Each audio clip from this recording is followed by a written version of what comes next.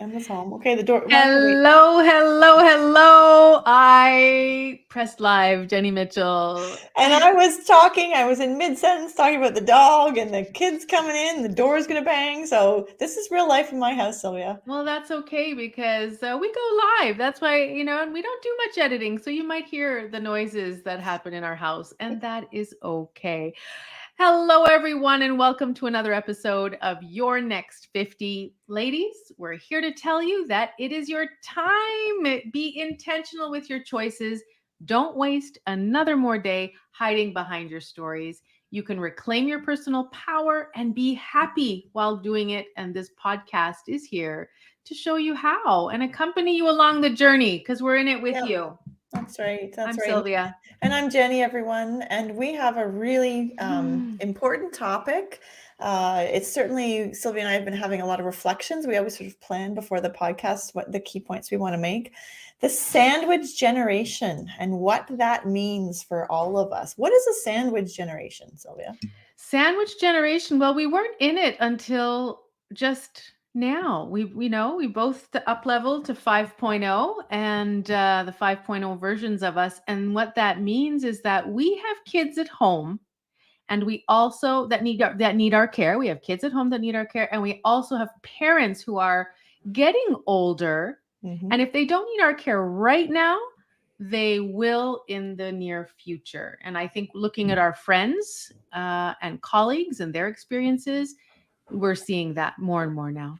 Yeah, and it becomes more of a factor. Like I remember when you could just kind of, pick up the kids and go away for the weekend. In my scenario, there's at least one side of our family that we have a really close relationship. We're lucky enough that they have really great health care at home, but it's certainly on our minds, and we're pulled in a lot of directions when we're in the sandwich generation. And a couple things Sylvia and I said earlier when we were planning was, we're stretched out further. So we turned 50. Sylvia's still got relatively little kids and an older parent. So having kids later sort of stretches out the whole scenario. It really does, doesn't it? Because if I look at my mom at my age, I was already 26. Yeah. So technically she could have been a grandmother. I didn't have kids yet, but I still have a 10-year-old at home and a 12-year-old and a 14. They're not even close to being 26. Or independent, right? Or independent. Yeah, of course. Yeah, definitely. And so when emergencies happen, just on a simple level, if and when we had to run into the hospital, I guess your oldest could take care of them short term, but you can't leave I wouldn't leave for a weekend yet. Exactly. Not yet. Yeah, there'd be too many. I don't know what would happen. Probably a whole weekend of video games is what would happen. Well, probably that's it. They would be fine feeding themselves. But so what we're seeing compared to our parents, my parents are 78 and 75. Yeah. A lot of my friends are around that area in the 70s and starting. We have friends whose parents are in their 80s. You're saying your spouse's parents are older than that. Yeah. And we're having our kids later. Mm-hmm. So we're having small kids still at home while our parents are getting older. This never used to be, and they're living longer. Yes, they are. Thank goodness. Thank goodness we have them longer. Of course, Mom, Dad, I love you. We do have you longer in our lives. But that timeline, look how we've played with. And you made a good point. The kids are not leaving home at 18 years old anymore. That's right. Well, yours is next year. But there'll still be a room for her, although I may be using her room as an office, and I hope she never listens to this podcast because she would hate that concept. But yes, they come home and they get they take a little bit longer runway to launch, which is fine. There's lots of time for all that, but there's quite a few components because we talk a lot at 50s about losing ourselves, how we're rediscovering ourselves. There's an awakening, and yet the responsibilities in some ways are even greater than they were before. I think in the past, it was a women's role traditionally just to kind of assume that role of caregiver, to step in, to manage. I can think of a couple of older friends of mine who nursed family members during cancer, really challenging cancer things, and were very pleased and honored to do that journey, to walk that walk with family members. Some of us don't have that choice. We have full-time jobs. We have other things pulling at us in this sandwich generation. So expectations are different. We also talked about culturally, where I know the Japanese cultures and the Chinese cultures where space is at a premium. Often multiple generations live in one home. Together, and that's just the norm. But we in North America, look at the systems and structures we've built on our independence, right? We are independent and we don't need anybody else, and I'm going to be 95 living in my house still, and no one can move me from here. We hear this. I hear this from people around me, and so we built homes. We've built homes to put our elderly, when before it used to be that they would live with us forever. And the women were the caregivers, Jenny. Yeah. And I think about my mother-in-law, who has a PhD in chemistry, and is an incredible woman. At age, I don't know how old she was, but she had 3 little kids underneath her feet. Her father had a heart attack, and the decision was made that they would move into his home, and they upped their entire family. There were 3 girls that made that they discussed it, and it was my mother-in-law that was to step into that role, and brought her whole family to her father's home out in the country. They previously lived in the city. Talk about a shift and a change. Talk about an adjustment. And it was understood that that was what we were to do. And it was supposed to be, at the time, the story I heard was it was to be temporary. And once they got out there, they realized how much support they could provide. And it was a choice that the family made. And my husband has great memories.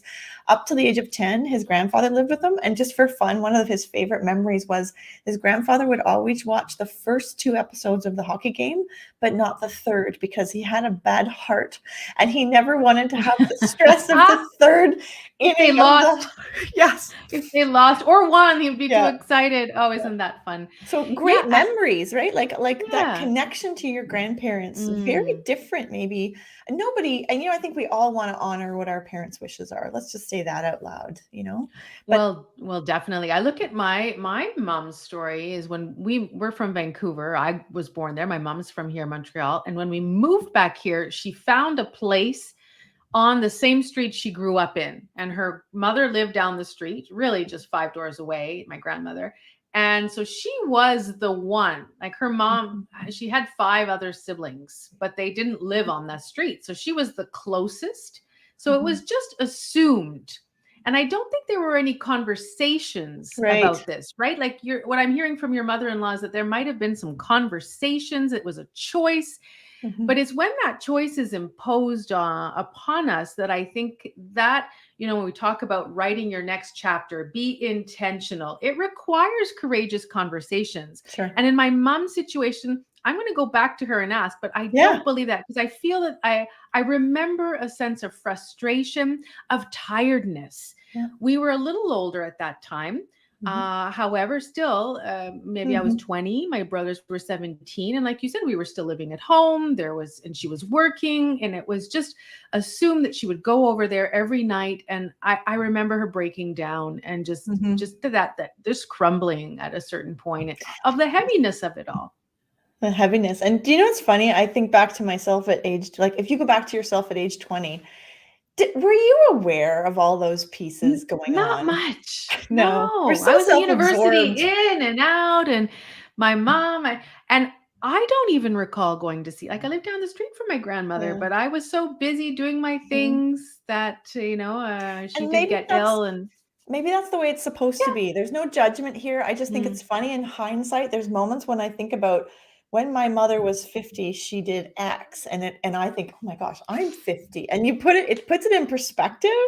I think that's the beauty of being at this age, is there's an opportunity to reflect. So time and money, those are the 2 sort of paradigms we talked about here. Time, having the time to do all this and to find the time to do it. And then the second thing, let's talk about money. Yeah, my point with the time and money was, when we have a problem, we can throw time at it or we can throw money at it. So I think in this situation, where are we going to put our time and where are we going to put our money? And I think we can be intentional about that. Yeah. And like I said, I think everybody wants to honor their parents' wishes, but there is a lot of costs that Mm. come up, right? Staying in your home costs money. Having 24-hour care costs money. And there's also options for long-term care facilities, some good, some not so good. I mean, I live in Ottawa. It feels like every time I turn around, there's another seniors retirement home being built. And I just wonder, how is the industrialization of senior care? Ooh, that's good. I like Mm. that. That is good. Well, I just look at what happened here in Quebec with the Right. pandemic and the seniors' homes, which is very sad. We just Very. the structures are not built Yeah. properly. Let's just Yeah. put it that way. We had many, many, many deaths at the beginning of the pandemic, and we Yeah. can see there were holes in these structures. Mhm. So are we, so that conversation about what Mhm. do we do with people who are Mhm. getting older? What do we do with our parents? What are, my parents, at first they said, a few years ago, they said, yes, yes, yes, we're going to go in a home. We'll plan for that.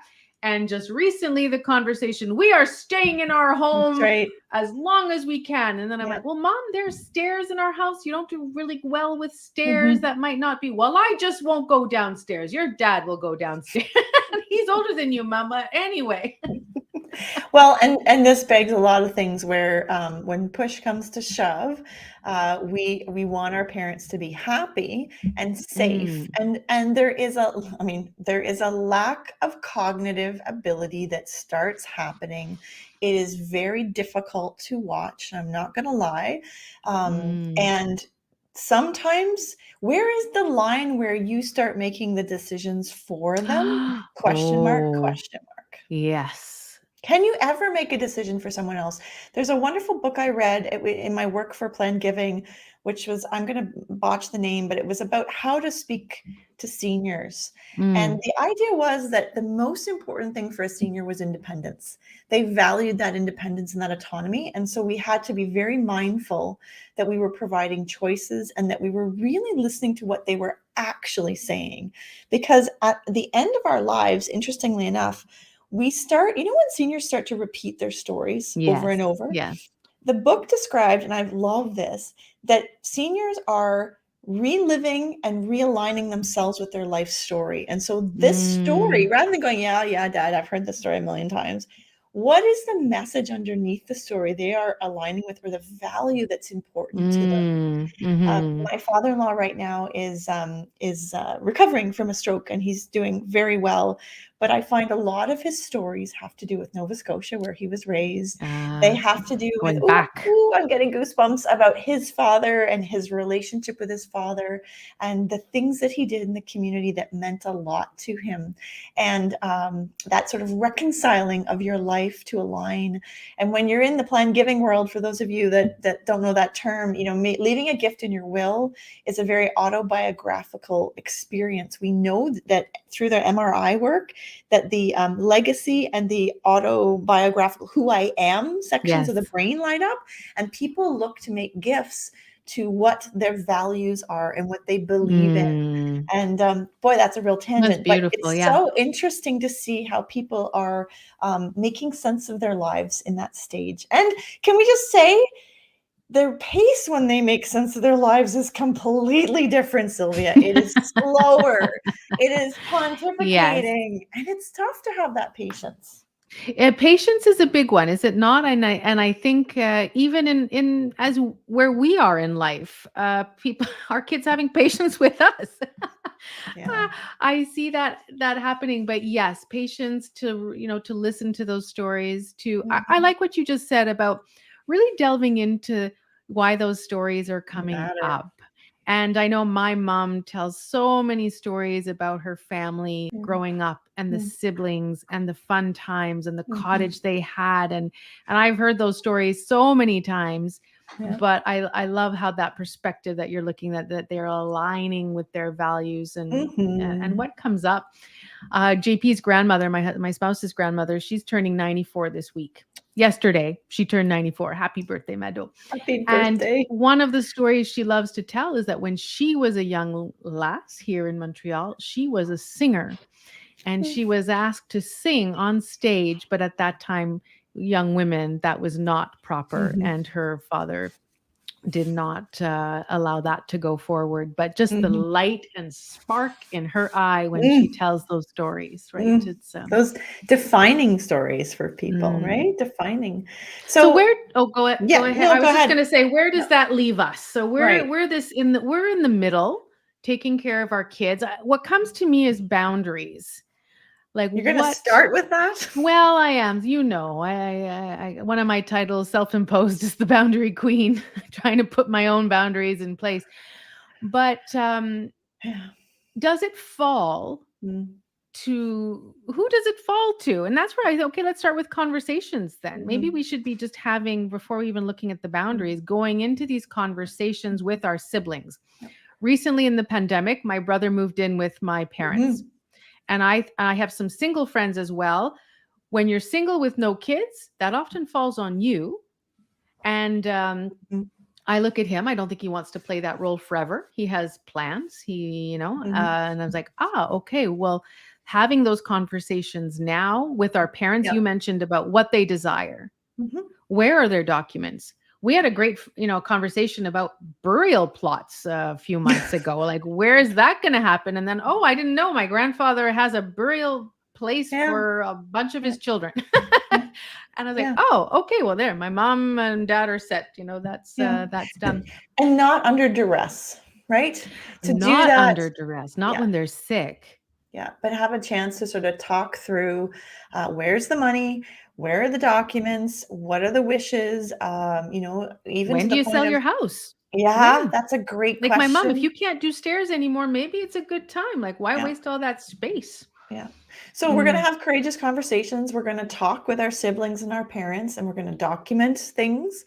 We're going to plan ahead. So we're going to mm. have wills in place. It's still shocking to me how many people with children do not have a will. Ah, And if you don't so have a will, important. there are major tax implications that will cost you dollars. And Sylvia and I love to talk about money. So Mm. and who in the family, what are the roles? One thing I've watched in my husband's family is everybody takes a role and a piece of the pie to support. Yeah, those are all really important questions about planning ahead, Yeah. and then knowing what you're willing to do and what you're not willing to do, which is where those boundaries come in, Sylvia. Yeah, I think so too. And I go back to my mom's story, and I want to, the question I want to ask is, just because she lived on the street, it was, assumed she would take care of my grandmother. But did she ask for help? And Mm, we talk a lot about that. I, go through bouts of where I think I should do everything on my own, and there's that should, but there are no shoulds, right? Are we right. asking for help? Yeah. And I think of my friend Farah looking after her parents full time, both of them, and they are not mobile and they do have dementia, so it's very difficult. She Yeah. had to ask for help, and they have two or three other people coming into their home now to give her a little Yeah. bit of downtime. Yeah. So are, asking for what we need. So it goes And into that boundaries. What am I, if I have a full-time job, am I going to leave that job? Am I going to go mm, part-time? What does mhm. that look like? And can I say too that there's no judgment here, what Mm, works for one person might not work for another person. I think we can get really judgy on this, and mm, it's got to work for everybody about it, and to keep an open mind. I think there is a risk of losing yourself in the process. We talk a lot about how at 50 we're finally kind of coming out, we're reawakening. I think that's a beautiful metaphor for, what do I like? What am I interested in? And this can be a real challenge. And it can be a long process.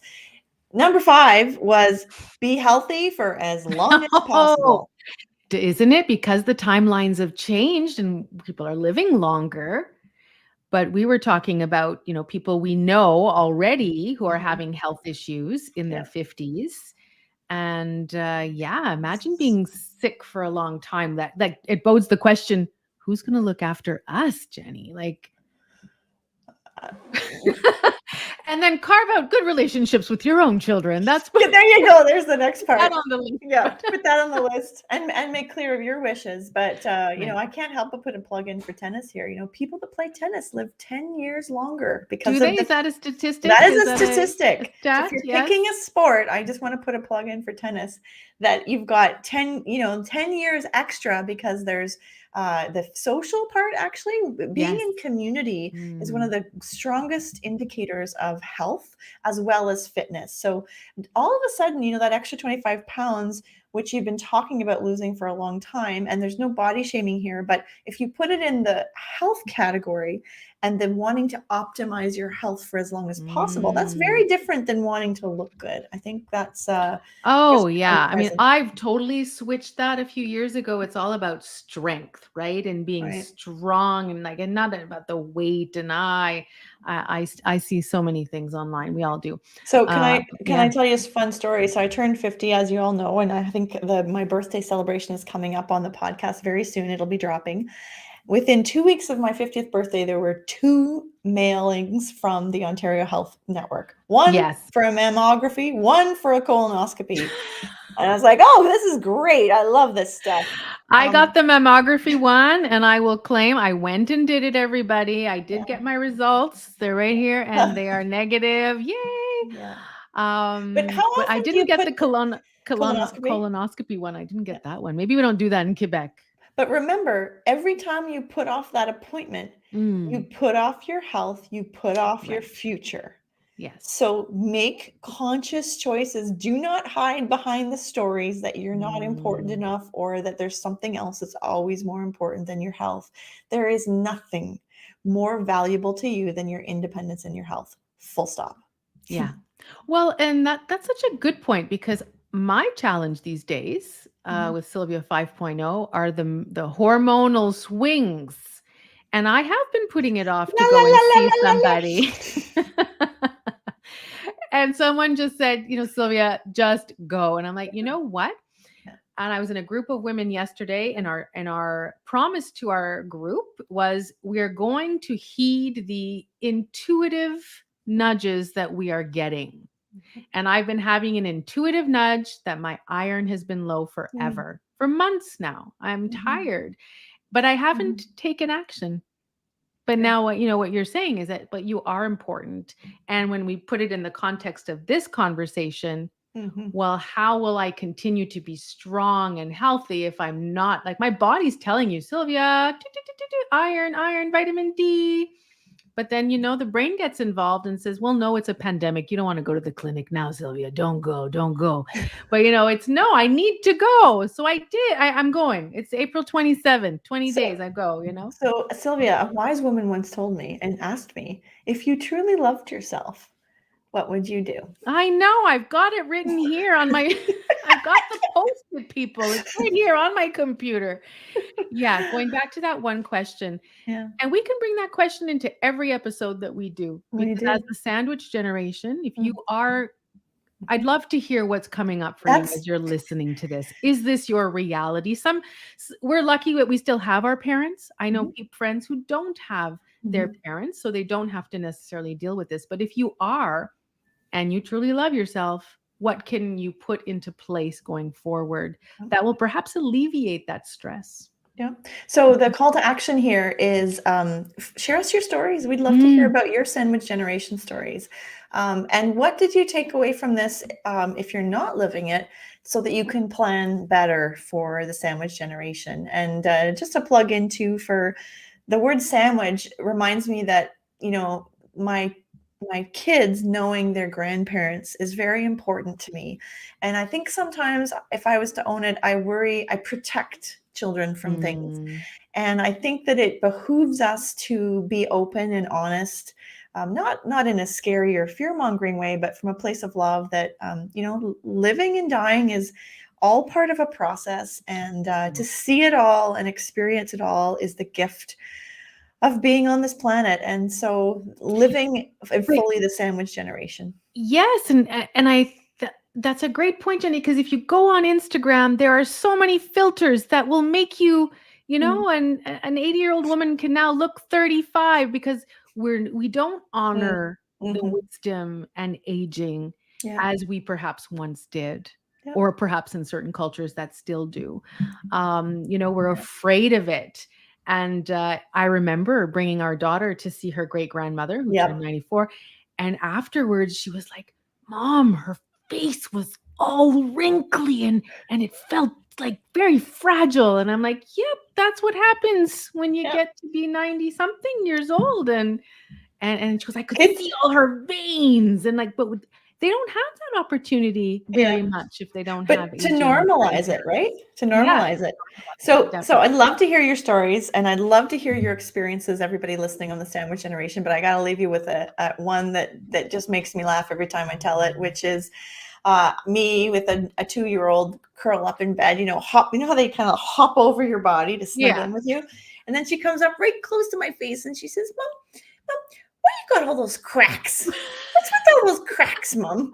So, keeping it real with the kids in our lives. And that Yeah. really is the message here is we are part of a continuum. We happen to be the sandwich. We might happen to be the provolone in the middle right now, but we will soon be the bun. I'm not sure which part of the bun. But life has a way of continuing, and hiding behind stories that don't serve us is one of our big messages for this podcast is don't waste a day. Go Yeah. out and do it. Be brave. Have those courageous conversations because you never know what's on the other side of them. You never do. Thank you so much, everyone, for listening. This has been an enlightening conversation. Mhm, We're always mhm, happy to have you listen. Share the episodes with your friends. I am sure you know someone mhm, experiencing the sandwich generation right now. If mhm. it's not you, share it with them. Please go and leave us a 5-star review. We are loving the reviews. There are Oh, the more and more of reviews. them on the Apple and Spotify. Yeah. You can leave reviews on Spotify now. So if that's your podcast player of choice, please do that. We appreciate it so much. What's on the menu next week, Jenny? Oh, well, once you have a sandwich generation conversation, then you got to talk about guilt and shame. So we are bringing in guilt and shame, and something that was introduced to me by my breathwork coach actually recently was the Oh. the sacrifice wheel. So I think Mm. guilt is a very common female in particular emotion. We're going to be unpacking it and hopefully bringing you some insights. But we look forward to your comments as always. We do this for you. We do this with you, and we love hearing from you, our audience. Thank you. Talk soon. Bye. Bye.